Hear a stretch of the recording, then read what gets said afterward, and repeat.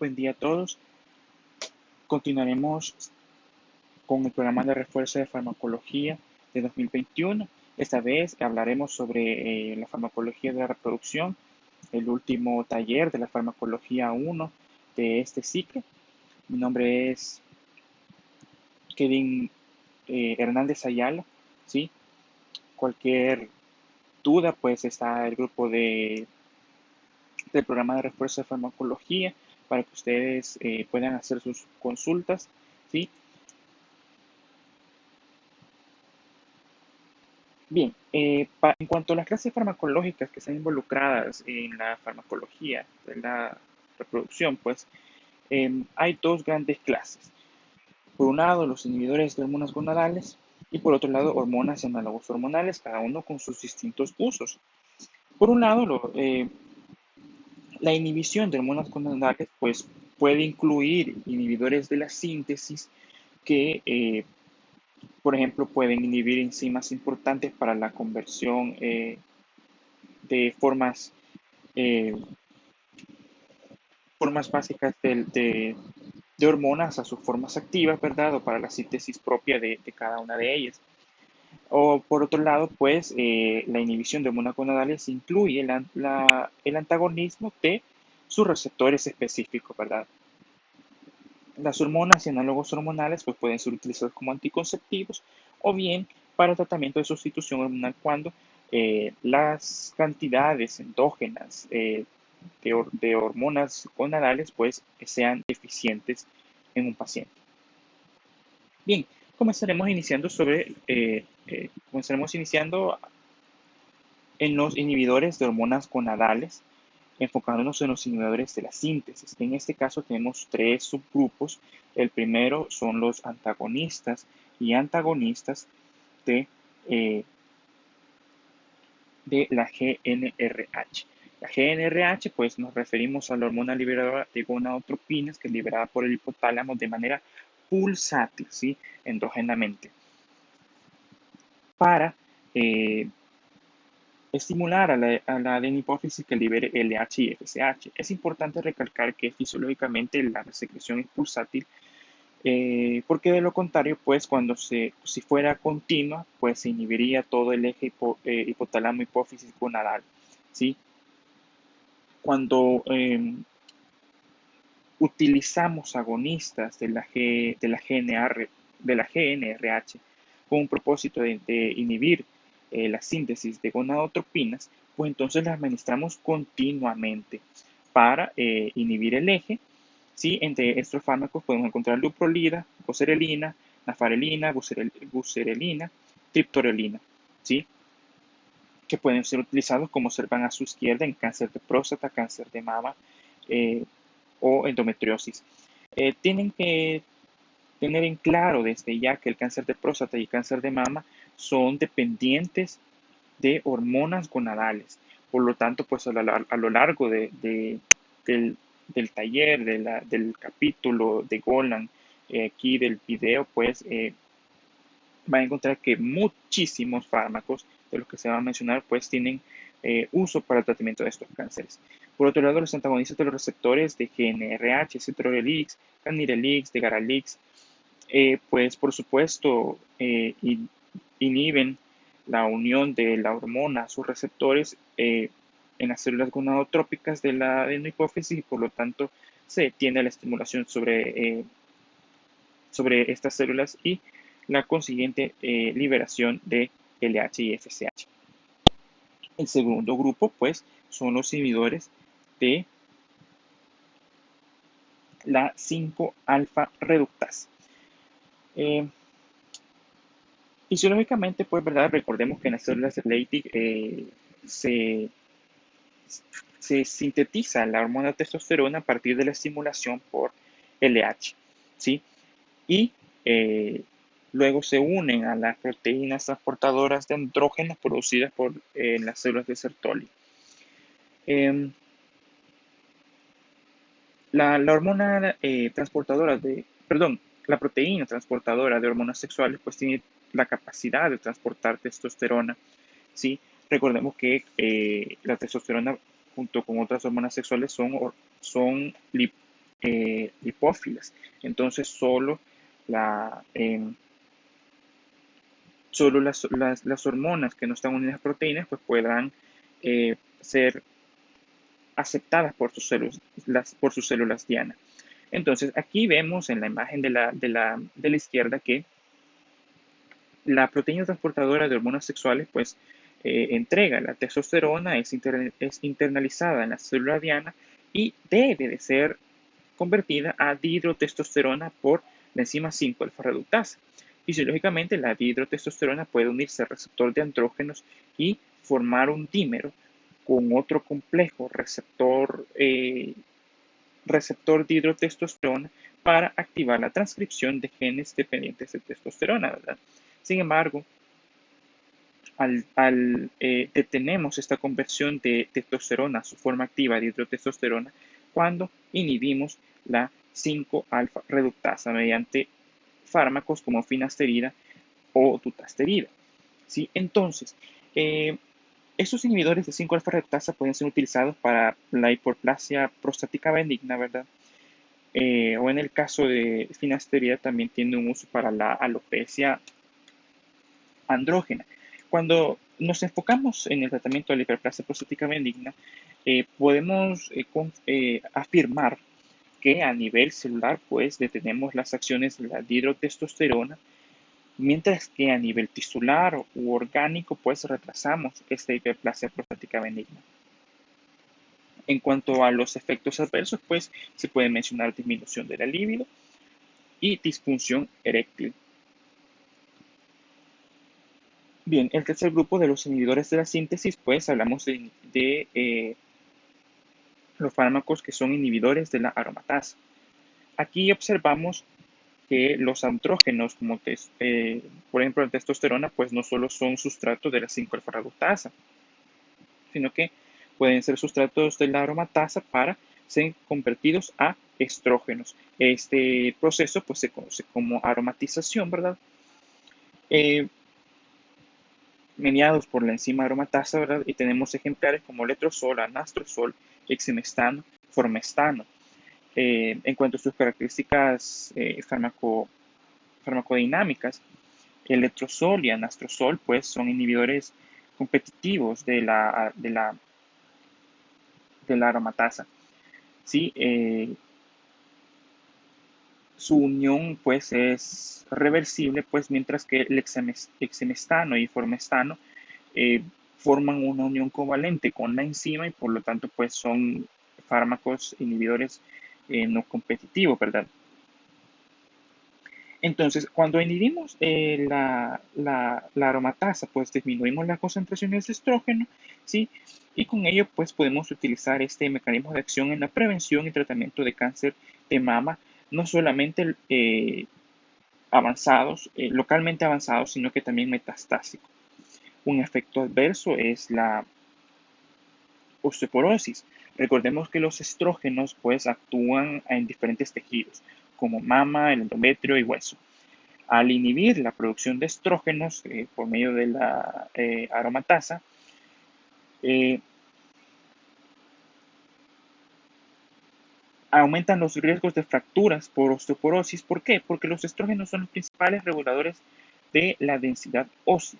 Entonces, si disminuimos su concentración, pues pueden aumentar las fracturas causadas por el deterioro del hueso, o sea, en este caso hablamos de la osteoporosis. Bien, tenemos inhibidores, siempre hormonas gonadales, pero ahora cambiamos de grupo y estamos hablando ahora de los antagonistas de los receptores. El primer subgrupo de los antagonistas de los receptores son los conocidos como SERM, moduladores selectivos de los receptores estrógenos. Se conocen por esta manera porque, pues, dependiendo del tejido en el que actúen, pues pueden ejercer acciones antagonistas o agonistas, ¿sí? Debemos de centrarnos ahorita que estamos hablando de estrógenos, ¿sí? Bien, por ejemplo, en esta imagen vemos eh, unas una simulación o un ejemplo de la acción fisiológica de los estrógenos por un lado y por el otro lado de los SERM. Em, Fisiológicamente, pues el estrógeno se une a su receptor y permite, este complejo permite la unión de cofactores que se encuentran en esos tejidos. Por ejemplo, en este caso observamos la presencia de cofactor Y y X en el hueso, ¿sí? En el hueso. Cuando los cofactores se unen al complejo estrógeno receptor, pues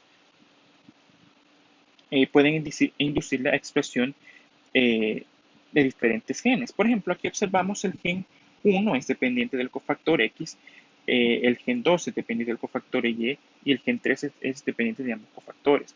Cuando ambos están presentes y unidos al complejo, pues se pueden expresar los genes. Por lo tanto, decimos que los estrógenos en ese tejido tienen un agonismo pleno, ¿sí?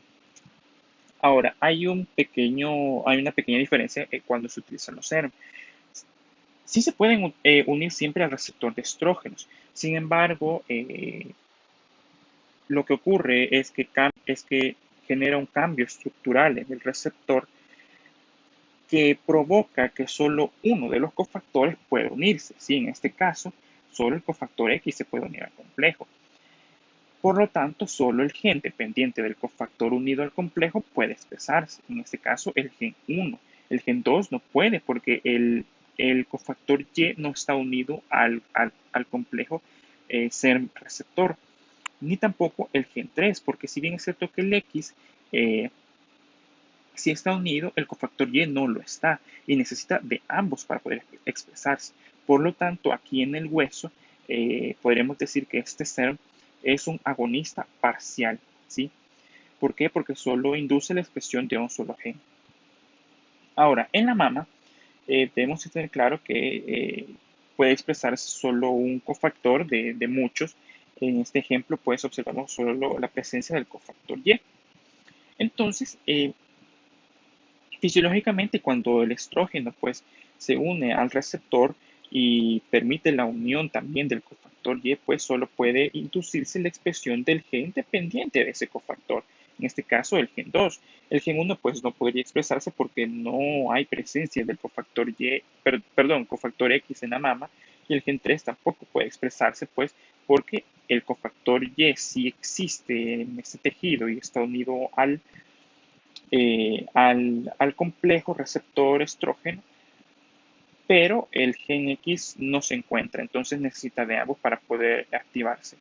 Por lo tanto, pues también decimos que hay un agonismo pleno por parte del estrógeno. Ahora, el mismo SERM que estamos hablando en este ejemplo es el raloxifeno, ¿sí? Y vamos a observar que dependiendo del tejido, pues puede inducir diferentes efectos. Ya hemos visto que en el hueso actúa como un agonista parcial, pero aquí en la mama observemos cómo actúa. El SERM se une siempre al receptor de estrógeno, ¿verdad? Y habíamos mencionado pues que como es el mismo, genera un cambio estructural de tal forma que solo el cofactor X se pueda unir al complejo. El punto es que el cofactor X no existe en ese tejido, solo es el cofactor Y. Entonces, por lo tanto, observamos que ninguno de los genes puede expresarse. ¿Por qué? El gen 1 dependiente del cofactor X. No hay cofactor X en la mama. Entonces no puede expresarse. El gen 2 dependiente del cofactor Y sí existe, pero no está unido al complejo. Por lo tanto, tampoco puede expresarse.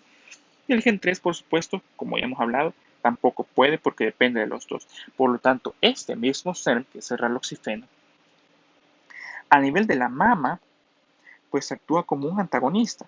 Y a nivel del hueso, actúa como un agonista parcial, pues solo activa la expresión de un solo gen.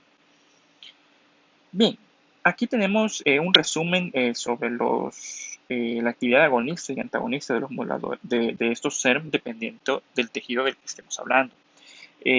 Como les había mencionado, pues los estrógenos actúan a nivel de la mama, el endometrio y el hueso. El raloxifeno, eh, como hemos hablado, pues en la mama pues ya estamos viendo que actúa de manera antagonista, pero en el hueso es un agonista parcial, ¿sí? Por lo tanto, eh, pues puede ser utilizado para la prevención de cáncer de mama y también para la prevención y tratamiento de osteoporosis. ¿Sí? Em, Como les había mencionado, pues los estrógenos son reguladores de la densidad ósea, ¿sí? Lo que pues evita el aparecimiento de osteoporosis. Si el raloxifeno es un agonista de los estrógenos en el hueso, pues ayuda a mantener el buen estado del hueso y evitar la osteoporosis, ¿sí? Hablemos del tamoxifeno. Eh, el tamoxifeno, pues, es al igual que el raloxifeno, es un antagonista de la mama, pero es un agonista parcial tanto en endometrio como en el hueso, ¿sí? En- entonces, aquí tenemos un punto importante que mencionar. Como es un agonista en el endometrio, pues el tamoxifeno tiene una limitante que eh, puede estimular el crecimiento endometrial y aumentar los riesgos eh, de 4 a 6 veces de incidencia de cáncer de endometrio, pues entonces como una restricción es que no debería administrarse por más de 5 años. ¿Sí? Sin embargo, pues puede utilizarse para la prevención y tratamiento paliativo y además auxiliar para el cáncer de mama. ¿Por qué? Porque repitiendo es un antagonista de los estrógenos en la mama y recordando también que el cáncer de mama es un cáncer dependiente de estrógenos. El basedoxifeno es bastante similar al raloxifeno, solo que es mucho más agonista que el raloxifeno eh, en el endometrio, lo que ayuda a- ayuda, o bueno, antagoniza el crecimiento endometrial estimulado por estrógenos, ¿sí? Entonces, eh, puede ser utilizado en los bochornos menopáusicos en la prevención de osteoporosis postmenopáusica, al igual que el raloxifeno debido a su acción agonista en el hueso, y la prevención de hiperplasia endometrial inducida por estrógenos, como había mencionado, por el antagonismo a nivel del endometrio. El ospenifeno es un agonista de los receptores estrógenos en el tejido vaginal, ¿sí? Y es utilizable para dispareunia moderada a intensa. La dispareunia es el dolor vaginal que aparece durante el acto sexual coital o mediante cualquier tipo de penetración. Entonces, eh, el ospenifeno pues, puede aliviar este síntoma. El toremifeno es un antagonista de los receptores en el tejido mamario. ¿Sí? Y por lo tanto, como otros ejemplos, pues puedes utilizarlo en el tratamiento de cáncer mamario metastásico.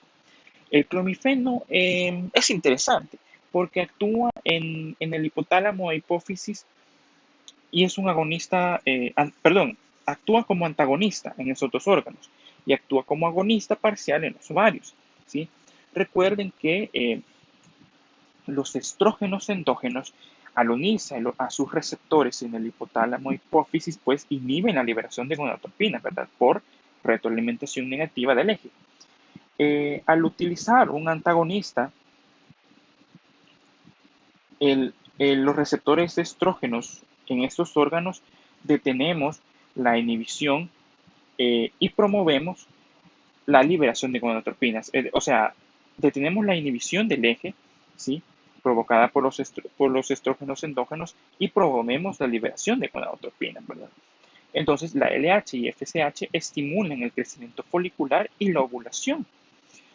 Y por lo tanto, pues pueden usarse en trastornos de la ovulación como el síndrome de ovarios poliquísticos que ocasionan infertilidad femenina. Bien, en cuanto los otros dos subgrupos de los antagonistas de receptores, tenemos antagonistas de los receptores de andrógenos que son inhibidores competitivos de la unión de andrógenos endógenos a su respectivo receptor. Estamos hablando a este nivel, ¿sí? Entonces tenemos flutamida, betalutamida, nilutamide, enzalutamida, y uno especial, que ya lo vamos a mencionar, la espironolactona, ¿sí? Estos fármacos han sido aprobados para el tratamiento de cáncer prostático metastásico, y además la flutamida también se utiliza en el tratamiento de hiperplasia prostática benigna. La espironolactona, pues ustedes verán que posteriormente que funciona como un antagonista de los receptores de aldosterona, pero también aquí en la farmacología de la reproducción puede servir como un antagonista importante de los receptores de andrógenos, ¿sí? El tercer grupo, inhibidores selectivos de los receptores de progesterona, ¿sí? Em, Recordemos que la progesterona es una hormona crucial para la conservación del endometrio durante el embarazo. Mediante la estabilización del recubrimiento uterino, y que favorece también el crecimiento vascular y la actividad, perdón, secretora de la decidua. Sí, por lo tanto, pues tenemos fármacos como la mifepristona, que a partir de estos mecanismos de acción ya explicados, pues puede funcionar como un abortivo en los primeros 70 días de los embarazos. Cuando combinamos la mifepristona más el misoprostol, pues obtenemos una efectividad mayor al 95% de la actividad abortiva. El ulipristal y el lasoprisnil pues, pueden ser utilizados para la endometriosis y leimiomas uterinos, que es un tipo de neoplasia.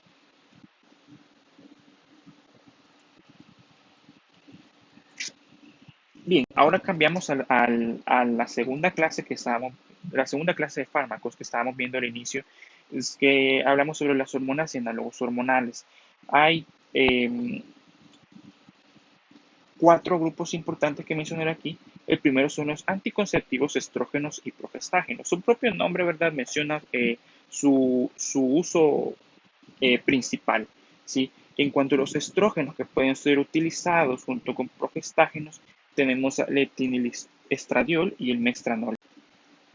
Y en los progestágenos, pues estos tienen actividad cruzada con receptores androgénicos, eso es muy importante. Algunos más que otros, como vamos a ver. Por ejemplo, aquellos que tienen actividad andrógena elevada son norgestrel y levonorgestrel. Aquellos con actividad andrógena moderada son norentindrona y acetato de norentindrona. Y actividad andrógena baja, etinodiol, norgestimato, gestodeno, tesogestrel, ¿sí? Tienen varios mecanismos de acción. El principal es que suprimen la secreción de GnRH y además LH y FSH. Por lo tanto, hay una inhibición importante del eje hipotálamo hipófisis gonadal, ¿verdad? De tal forma que este mecanismo principal eh, suprime el desarrollo folicular y también inhibe la ovulación. En cuanto a los mecanismos de acción secundarios, si los podemos llamar así, pues aparece en la alteración de la peristalsis de las trompas de falopio, que puede dificultar la concepción.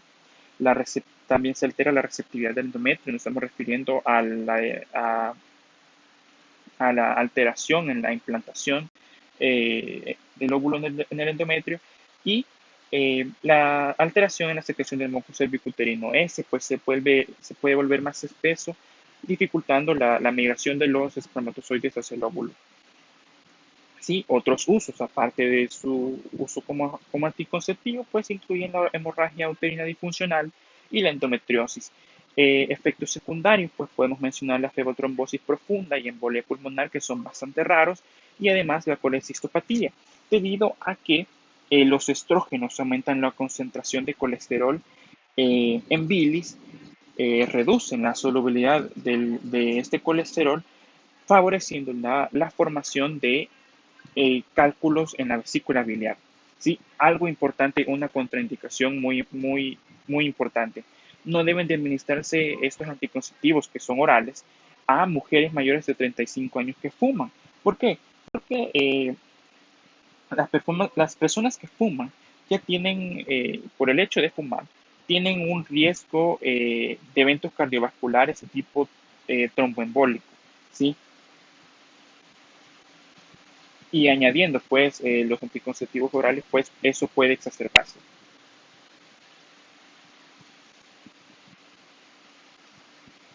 Todos esos mecanismos que hemos mencionado hacen que ese tipo de anticonceptivos tengan una eficacia más del 95%. En estos anticonceptivos combinados, estrógenos progestágenos, están disponibles como parches transdérmicos, eh, como anillos vaginales o como tabletas orales, como ya hemos mencionado.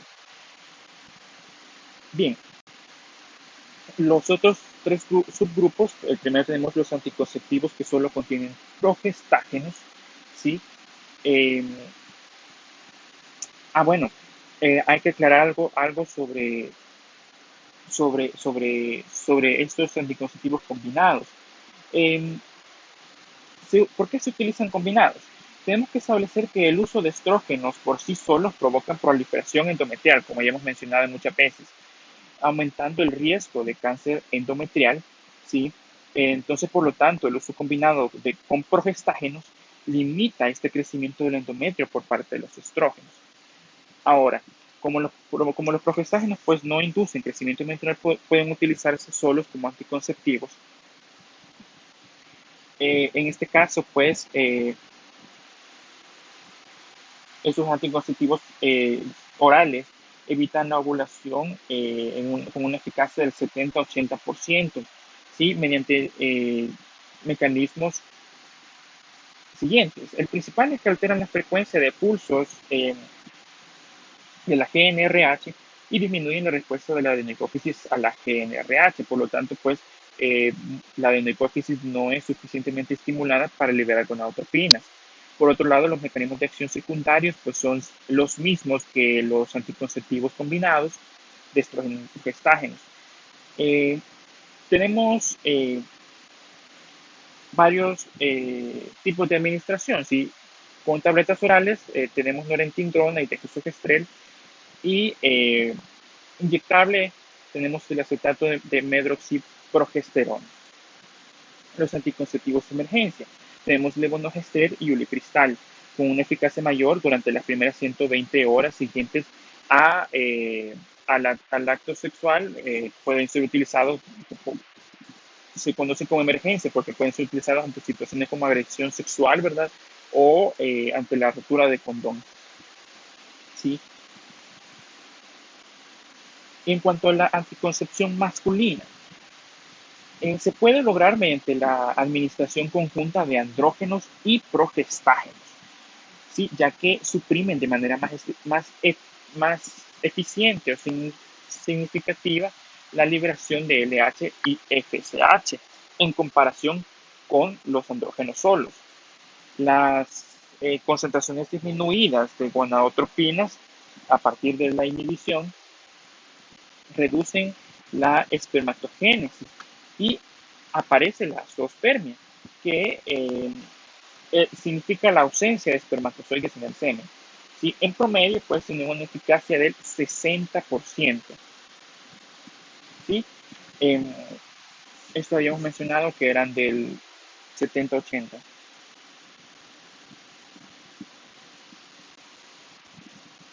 Entonces tenemos varios ejemplares. Como habíamos mencionado, es una combinación de andrógenos con progestágenos.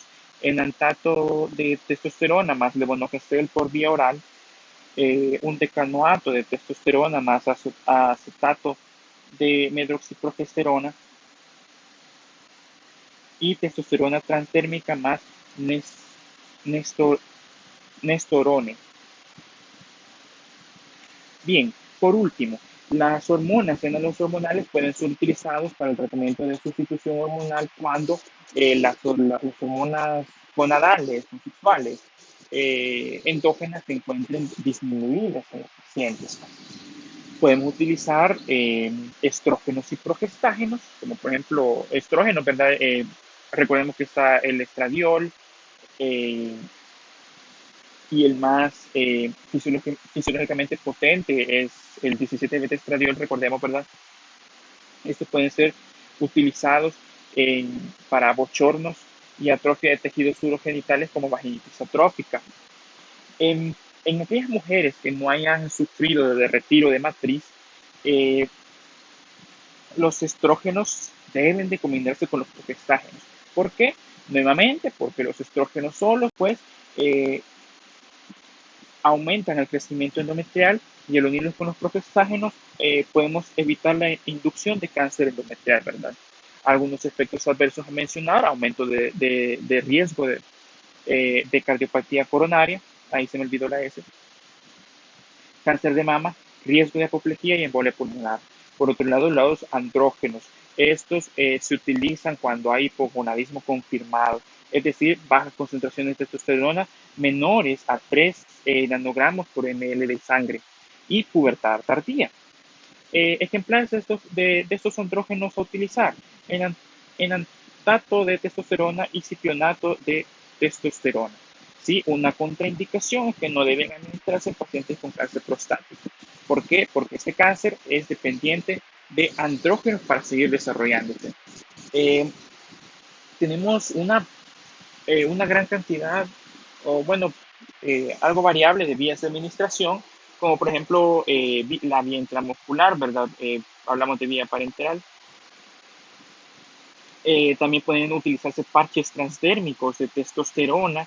Hay una fórmula tópica de gel que debe aplicarse una vez al día para lograr en un mes las concentraciones normales de testosterona. También la testosterona puede administrarse en tabletas que se adhieren a la mucosa oral, que tienen una ventaja de absorción sistémica rápida, ¿sí?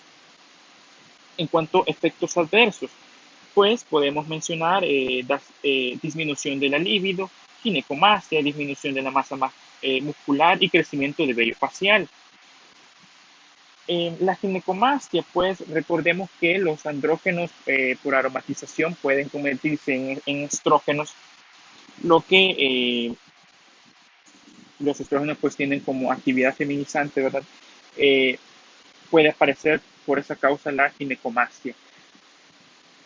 Muy bien, hemos llegado al final de la presentación. Espero que les haya servido de mucha ayuda y una inducción para su aprendizaje y para su parcial. Muchos éxitos en